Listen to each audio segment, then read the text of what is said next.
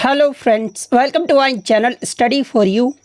सो guys, जैसा कि आज जो है आपका एसएससी जीडी का 20 फरवरी के फर्स्ट शिफ्ट का एग्ज़ाम हो गया दोस्तों, जिसका जो है मैं आपको बिल्कुल 100% एक्यूरेट आंसर के साथ जो है इस वीडियो में बताऊंगा। तो देख लेते हैं कि किस प्रकार की जो है आज आपके 20 फरवरी के फर्स्ट शिफ्ट के एग्ज़ाम में जो है प्रश्न पूछे गए हैं। उससे पहले एक बात और दोस्तों, कि जिन्होंने भी अगर चैनल को सब्सक्राइब नहीं किया है तो एसएससी जीडी एग्ज़ाम से रिलेटेड पल पल की अपडेट के लिए जो है चैनल को सब्सक्राइब ज़रूर कर दीजिएगा। और बगल में ही आपको एक बेल आइकन यानी घंटे का निशान भी दिख रहा होगा, तो आप उसे भी जो है ज़रूर प्रेस कर दीजिएगा। तो चलिए वीडियो को स्टार्ट करते हैं।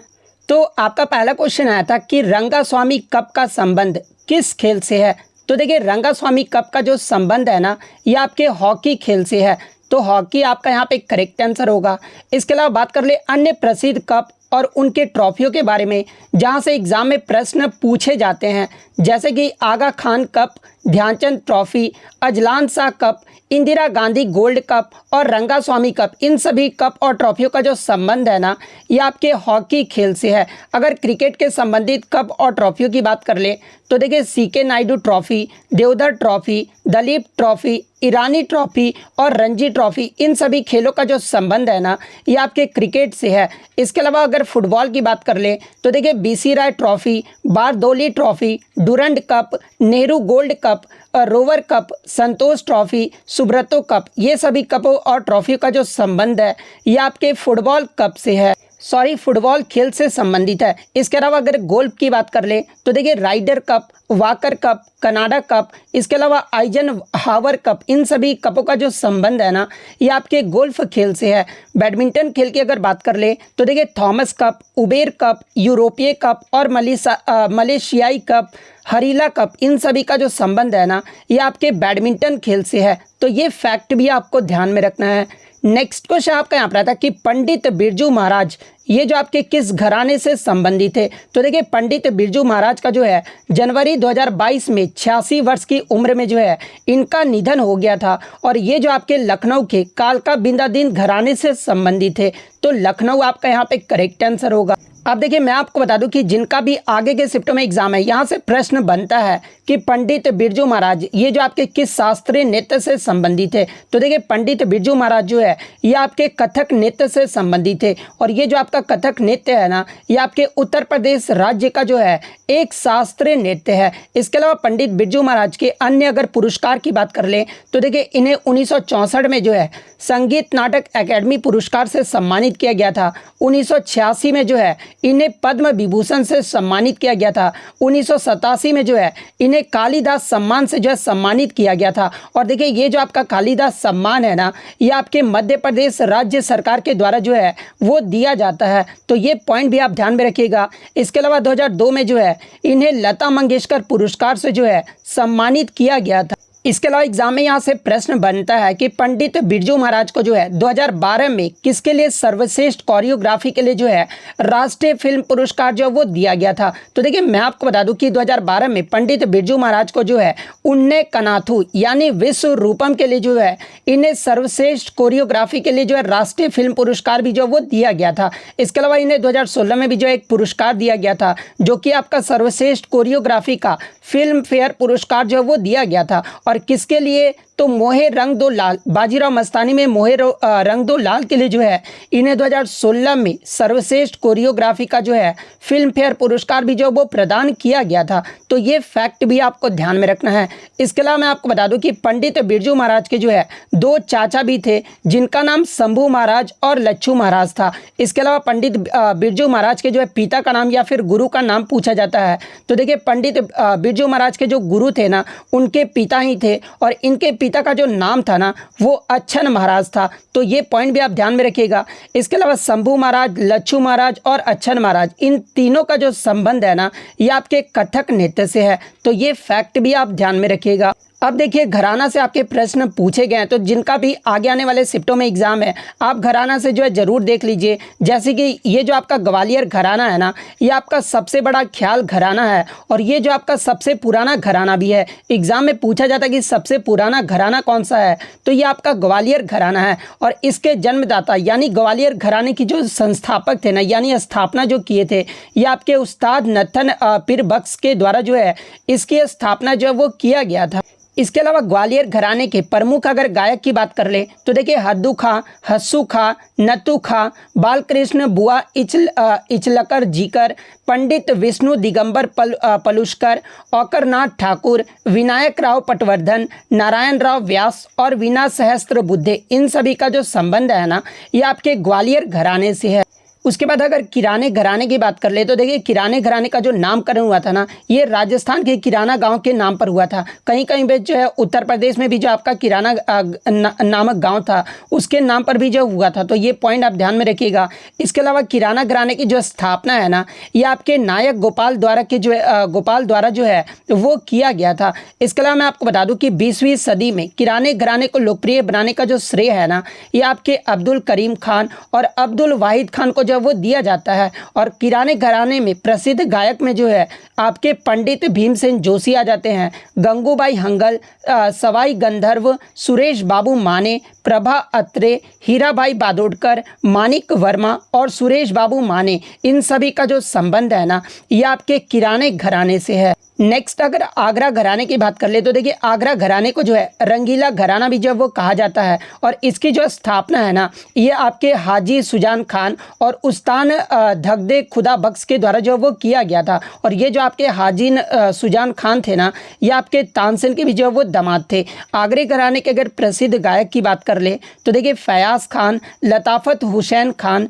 दिनकर काकिनी, CR व्यास और विजय किचलू, इन सभी का जो संबंध है ये आपके आगरा घराने से है। इसके अलावा अगर पटियाले घराने की बात कर ले तो देखिए पटियाला घराने की स्थापना जो है ये बड़े फतेह अली खान और अली बख्श खान के द्वारा जो वो किया गया था। और इसमें जो प्रसिद्ध संगीतकार आते हैं वो आपके बड़े गुलाम अली खान, अजाय चक्रवर्ती, रजा अली खान, बेगम अख्तर, निर्मला देवी, नैना देवी और परवीन सुल्ताना, इन सभी का जो संबंध है ना ये आपके पटियाला घराने से है। इसके अलावा अगर दिल्ली घराने की बात कर ले तो देखिए दिल्ली घराने की जो स्थापना है ना ये आपके गुलाम हुसैन है, जिन्हें मियाँ अचपल के नाम से भी जो है वो जाना जाता है। और ये जो आपके गुलाम हुसैन थे ना ये आपके बहादुर शाह जफर के भी जो है वो गुरु थे।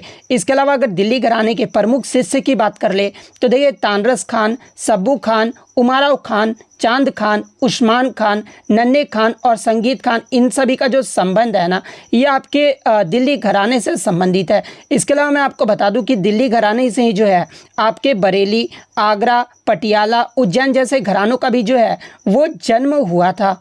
नेक्स्ट अगर मेवाती घराने की बात कर ले तो देखिए मेवाती घराने को जो है ये आपका जयपुर मेवाती घराना भी कहा जाता है, जोधपुर घराना या फिर मियाँ बंदे अली खान बिनकर घराना भी जो वो कहा जाता है। और मेवाती घराने के जो संस्थापक थे ना ये आपके खग्गे नजीर खान थे और इनका जो स्थापना ये आपका इंदौर में किया गया था। इसके अलावा अगर इनके शिष्य की बात कर ले तो देखिए पंडित जसराज, मोतीराम, मनीराम, संजीव अभ्यंकर, इन सभी का जो संबंध है ना ये आपके मेवाती घराने से संबंधित है। इसके अलावा एग्जाम में एक प्रश्न पूछा जाता है यहाँ पर से कि पंडित जसराज के नाम पर ही जो है आपके सुदूर अंतरिक्ष में एक माइनर ग्रह यानी जो बौना ग्रह था ना इन्हीं के नाम पर जो वो रखा गया था, जो कि इनके डेट ऑफ बर्थ पे जो वो रखा गया था। तो ये फैक्ट भी आप ध्यान में रखिएगा।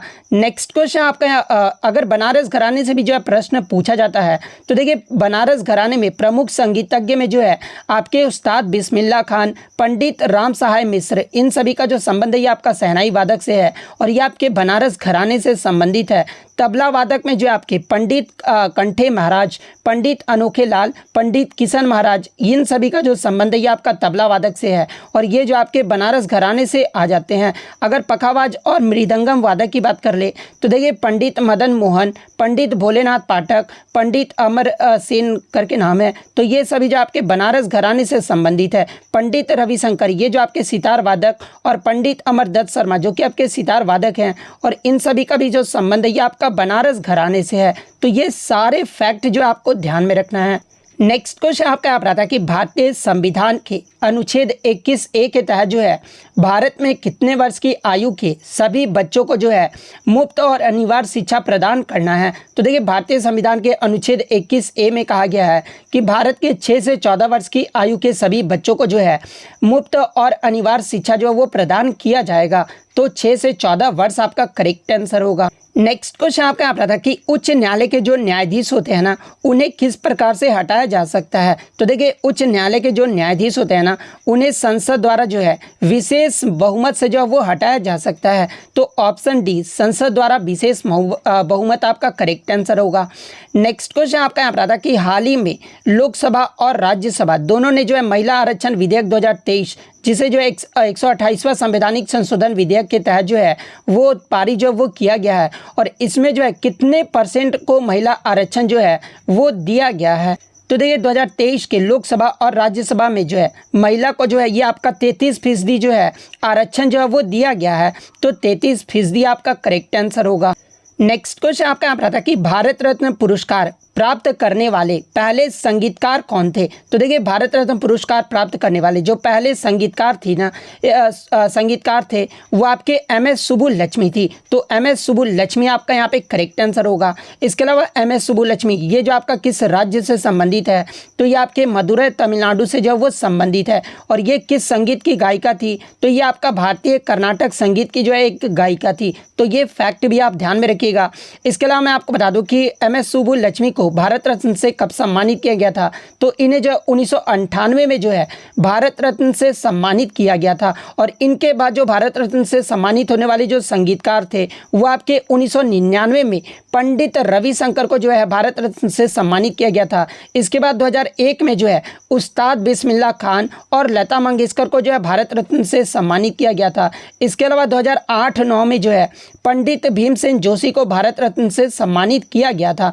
तो ये फैक्ट भी आपको ध्यान में रखना है। इसके अलावा बात कर ले भारत रत्न की शुरुआत कब हुई थी। तो देखिए भारत रत्न की जो शुरुआत है ना ये आपका 1954 में हुआ था और 1954 में जो है 3 व्यक्तियों को जो है भारत रत्न पुरस्कार से सम्मानित किया गया था। और मैं आपको बता दूं कि 2019 के बाद 2024 में जो है आपके टोटल 5 लोगों को जो है भारत रत्न से सम्मानित किया गया है। और वो 5 लोग कौन कौन से हैं तो देखिए कर्पूरी ठाकुर, लाल कृष्ण आडवाणी, PV नरसिम्हा रॉय, चौधरी चरण सिंह और MS स्वामीनाथन, ये 5 व्यक्तियों को जो है 2024 में भारत रत्न से जो वो सम्मानित किया गया है। नेक्स्ट क्वेश्चन आपका यहाँ पर था कि भय मुक्त राज्य बनाने के लिए 2023 का डॉक्टर भीमराव अंबेडकर पुरस्कार जो है ये किसे दिया गया है। तो देखिए भय मुक्त राज्य बनाने के लिए 2023 का जो डॉक्टर भीमराव अंबेडकर पुरस्कार है ना ये उत्तर प्रदेश के CM योगी आदित्यनाथ को जो वो दिया गया है। तो योगी आदित्यनाथ आपका यहाँ पे करेक्ट आंसर होगा। अगर ऑप्शन में आपका यूपी दिया गया होगा तो फिर आपका यूपी ही करेक्ट आंसर होगा। नेक्स्ट क्वेश्चन आपका यहाँ पर था कि 2015 में योजना आयोग का नाम बदलकर जो है वो क्या कर दिया गया था। तो देखिए 2015 में योजना आयोग का नाम बदलकर जो है ये नीति आयोग कर दिया गया था। तो नीति आयोग आपका करेक्ट आंसर होगा। इसके अलावा अगर नीति आयोग की बात कर ले तो देखिए नीति आयोग की जो स्थापना है ना ये आपका 1 जनवरी 2015 को किया गया था और नीति आयोग का जो मुख्यालय है ना वो आपका नई दिल्ली में स्थित है। और नीति आयोग के जो अध्यक्ष होते हैं वो भारत के जो आपके प्रधानमंत्री होते हैं, यानी वर्तमान में जो आपके भारत के प्रधानमंत्री हैं वो नरेंद्र मोदी हैं। वहीं अगर नीति आयोग के उपाध्यक्ष की बात कर ले तो देखिए वर्तमान में जो नीति आयोग के उपाध्यक्ष हैं ना ये आपके डॉक्टर सुमन बेरी हैं और वर्तमान में जो इनके CEO यानी चीफ एग्जीक्यूटिव ऑफिसर मुख्य कार्यकारी अधिकारी जो हैं ये आपके VER सुब्रमण्यम है। तो ये फैक्ट भी आपको ध्यान में रखना है।